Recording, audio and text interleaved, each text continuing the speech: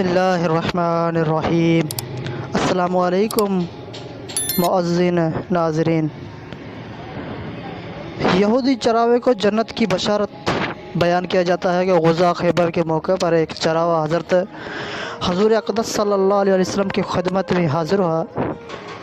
وہ چراوا یہودیوں کی بکریاں چرایا کرتا تھا۔ جب دیکھا کہ خیبر سے باہر مسلمانوں کا لشکر پڑاؤ ڈالے ہوئے ہیں، اس کے دل میں خیال آیا کہ میں جا کر ان سے ملاقات کروں اور دیکھوں کہ یہ مسلمان کیا کہتے ہیں اور کیا کرتے ہیں۔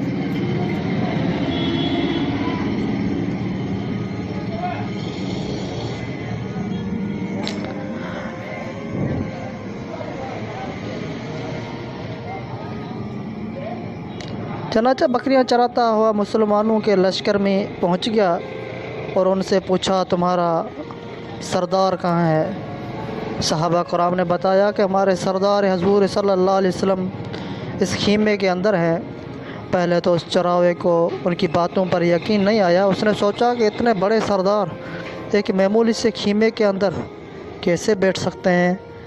اس کے ذہن میں یہ بھی تھا کہ جب آپ اتنے بڑے بادشاہ ہیں تو بہت ہی شان و شوکت اور ٹھاٹھ باٹھ کے ساتھ رہتے ہوں گے، لیکن وہاں تو کھجور کے پتوں کی چٹائی سے بنا ہوا ایک خیمہ تھا۔ خیر، وہ چراوا اس کے خیمے کے اندر آپ صلی اللہ علیہ وسلم سے ملاقات کے لیے داخل ہوا اور آپ صلی اللہ علیہ وسلم کی ملاقات کی اور پوچھا کہ آپ کیا پیغام لے کر آئے ہیں اور کس بات کی دعوت دیتے ہیں۔ حضور اقدس صلی اللہ علیہ وسلم اس کے سامنے اسلام اور ایمان کی دعوت رکھی اور اسلام کا پیغام دیا۔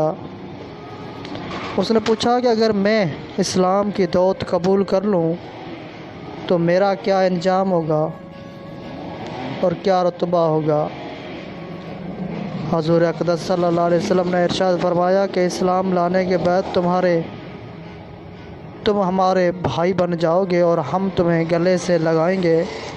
اس چراوے نے کہا کہ آپ مجھ سے مذاق کر رہے ہیں، میں کہاں اور آپ کہاں، میں ایک معمولی سا چراوا ہوں اور میں ایک سیاہ فام انسان ہوں، میرے بدن سے بدبو آ رہی ہے، ایسی حالت میں آپ مجھے کیسے گلے سے لگا سکتے ہیں۔ حضور اقدس صلی اللہ علیہ وسلم نے فرمایا کہ ہم تمہیں ضرور گلے سے لگائیں گے اور تمہارے جسم کی سیاہی کو اللہ تعالیٰ مٹا دے گا اور اللہ تعالیٰ تمہارے جسم سے اٹھنے والی بدبو کو خوشبو سے تبدیل کر دیں گے۔ یہ بات سن کر وہ فوراً مسلمان ہو گیا اور کلمہ شہادت پڑھ لیا۔ پھر حضور اقدس صلی اللہ علیہ وآلہ وسلم سے پوچھا کہ یا رسول اللہ صلی اللہ علیہ وآلہ وسلم، میں کیا کروں؟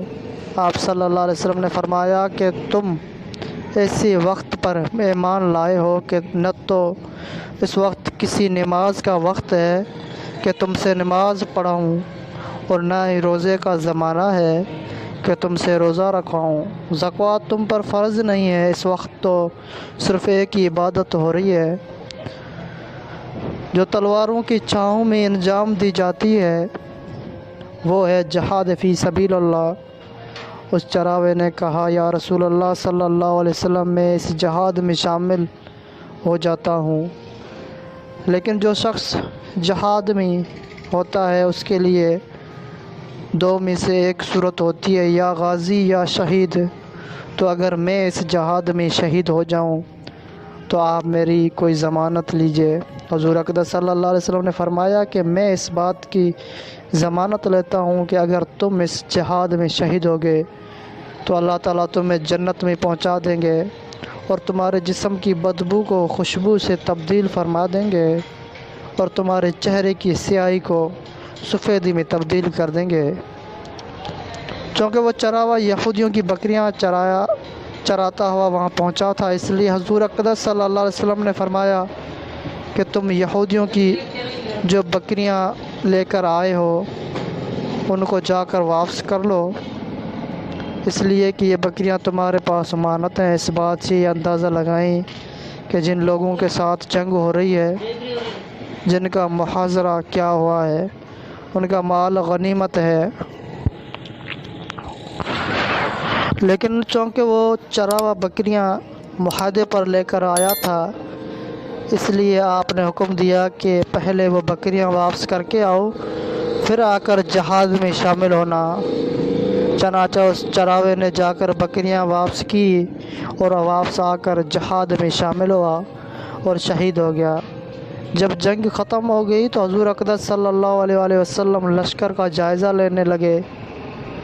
ایک جگہ آپ نے دیکھا کہ صحابہ کرام کا مجمع اکٹھا ہے۔ جب آپ قریب پہنچے تو ان سے پوچھا کہ کیا بات ہے؟ صحابہ کرام نے فرمایا، جو لوگ جنگ میں شہید ہو گئے ہیں ان میں سے ایک آدمی ایسا بھی ہے کہ جس کو ہم سے کوئی نہیں جان پہچانتا۔ آپ صلی اللہ علیہ وسلم نے فرمایا کہ مجھے دکھاؤ۔ جب آپ نے دیکھا تو آپ نے فرمایا، تم اس شخص کو نہیں پہچانتے مگر میں اس شخص کو پہچانتا ہوں۔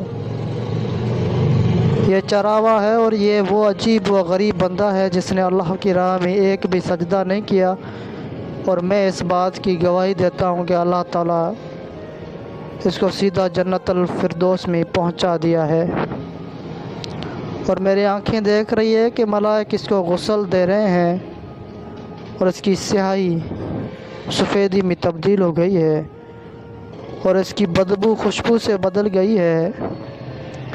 اس واقعے سے ہمیں یہ سبق ملتا ہے کہ اندازہ کیجئے اگر آپ کچھ عرصہ پہلے اس چراوے کو موت آ جاتی تو سیدھا جہنم میں چلا جاتا، اور رب اس حالت میں موت آئے کہ ایمان لا چکا ہے اور سرکار دو عالم صلی اللہ علیہ وسلم کا غلام بن چکا ہے، تو اب اللہ تعالیٰ نے اتنا بڑا انقلاب پیدا فرما دیا۔ اس لیے فرمایا اعتبار خاتمے کا ہے، اس لیے بڑے بڑے لوگ لرزتے ہیں اور یہ دعا کرتے ہیں کہ یا اللہ ہمارا خاتمہ ایمان پر فرما۔ میری یہ دعا ہے کہ اللہ تعالیٰ ہم سب کو اس سے سبق حاصل کر کے اس پر عمل کرنے کی توفیق عطا فرمائے، آمین۔